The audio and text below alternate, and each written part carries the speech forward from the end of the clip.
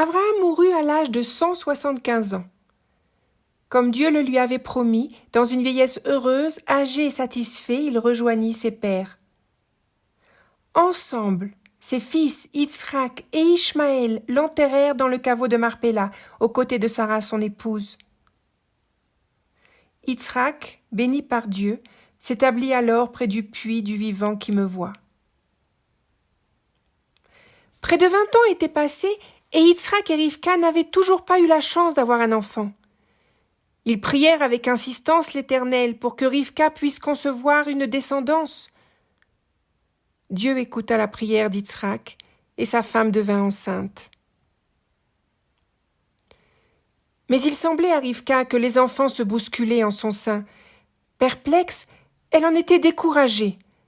Elle alla donc demander conseil à la maison d'études de Shem et Héver, et le message de Dieu fut clair. 2 peuples sont en toi. Ils seront tour à tour l'un plus fort que l'autre, et l'aîné servira le plus jeune. Effectivement, Rivka donna naissance à des jumeaux.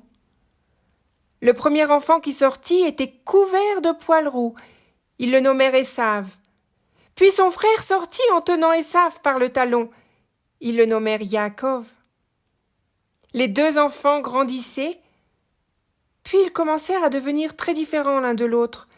Esav était un fin chasseur, c'était un homme des champs, alors que Yaakov, qui était intègre, habitait dans des tentes.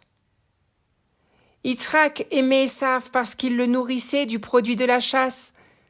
Quant à Rivka, son cœur penchait plutôt pour Yaakov. Un jour, alors qu'Esav revenait des champs, il vit la soupe de lentilles que Yaakov venait de préparer. Affamé et fatigué, il lui demanda de la lui donner. « Laisse-moi avaler, s'il te plaît, de cette nourriture rouge, car je suis tellement fatigué. » Alors Yaakov lui demanda de lui vendre son droit d'aînesse, c'est-à-dire l'obligation qui incombe au premier-né. Avec une grande désinvolture, Esav lui répondit qu'il n'en avait pas besoin et que c'était fort volontiers qu'il le lui laissait. Le comportement d'Esav éclaira Yaakov et l'incita à changer le cours des choses. Il lui demanda alors de confirmer cette vente par un serment. « Jure-le-moi dès à présent, lui dit-il. » Ce que fit Esav dédaigneusement. Alors Yaakov lui servit son plat, et Esav put se nourrir. Le droit d'aînesse est un privilège qui fait du premier-né le véritable héritier spirituel et successeur en tant que chef de famille devant Dieu. Il fut vite devenu évident que cela n'intéressait pas Esav. La vie d'homme des champs ne lui donnait aucun devoir contraignant. Il n'était pas digne de ce privilège. Quelque temps après la mort d'Abraham, une nouvelle famine sévit dans le pays de Canaan. Yitzhak voulut suivre l'exemple de son père et se rendre en Égypte. Mais Dieu lui ordonna de ne jamais quitter le pays qui lui avait été promis.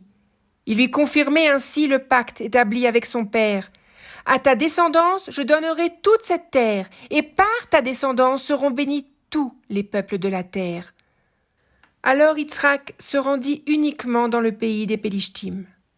Là-bas, il prit les mêmes précautions que son père et déclara que Rivka, sa femme, était sa sœur. « Les gens du lieu pourraient me tuer à cause de Rivka, car elle est d'une grande beauté. »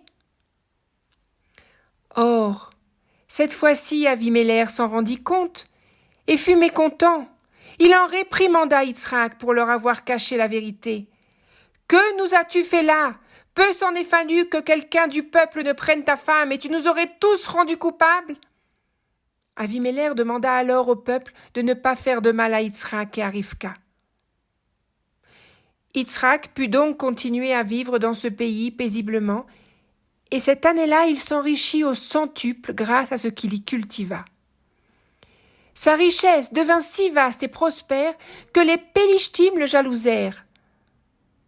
De nouveau, Aviméler s'approcha de lui. Cette fois-ci, il lui demanda de partir, car il était trop puissant pour ce pays.